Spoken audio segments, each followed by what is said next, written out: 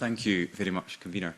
Mr Swinney, the SNP have been in power for 18.5 years. During that time, you've served in government almost the entire period, at some of the most senior levels, including as Education Secretary and now as First Minister. So looking at education over that time, what would you identify as your government's biggest failure? Well, let me address the question in a slightly different fashion. What we're about is about making sure that we... Sorry, Mr Swinney, it's a question I'm putting as convener of the committee, so I know you don't maybe want to answer it, but if you could try to just think, over that period, you served as Education Secretary, there were many failures attributed to you personally. You're now First Minister. You've been in government for 18.5 years. Looking at education specifically, what's the biggest failure?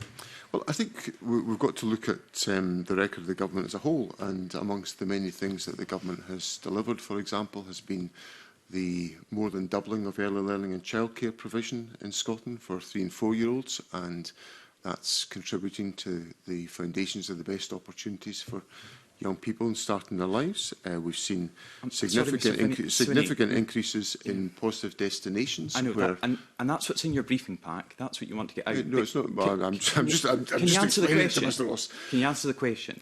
Can you not identify a failure in education over your time in government, almost 2 decades? I'm simply setting out to Mr Ross some of the issues where the government has delivered on its education record. I know, so do you not think you've had any failures in government in education? I think these, well, we can now see that we've got the record literacy and numeracy levels in our primary and secondary schools. So that's...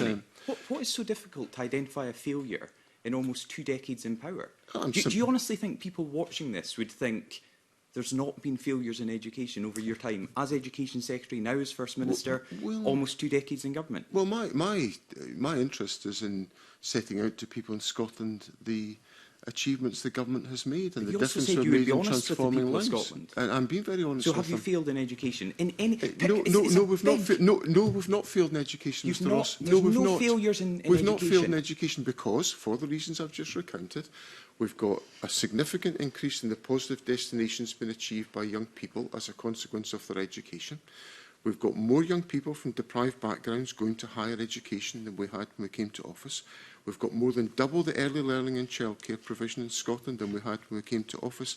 And we've got record levels of literacy and numeracy in our schools. So for the record, you cannot, as First Minister, as a former Education Secretary and someone whose party have been in government for 18.5 years, identify a single failure in education. I'm simply saying that the government yes or no, delivered. You can't identify a single failure. I'm setting out what the government has delivered on education.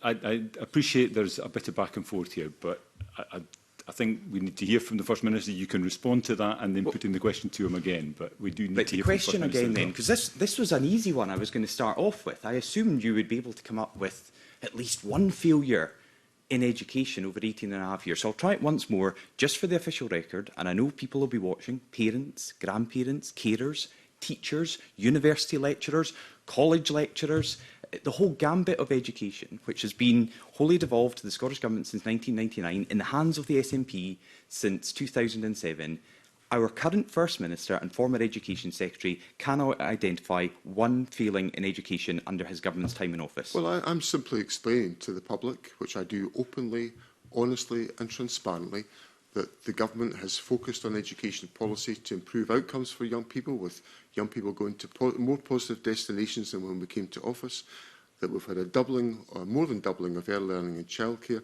We've got record literacy and numeracy levels in Scotland's schools. We've just had a fabulous exam diet successfully delivered by young people the length and breadth of the country.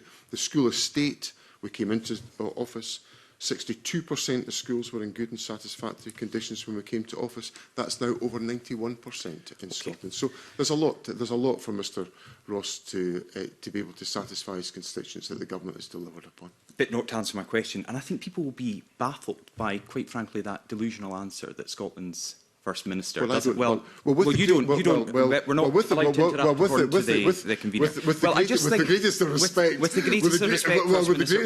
Mr. Ross, I don't really think that is a particularly appropriate characterisation for a Member of Parliament to be thrown around this committee table. Well, I'll repeat it because I think it is. It's delusional of a First Minister to think there's not been a single failing in education. But let me move on. Yeah. If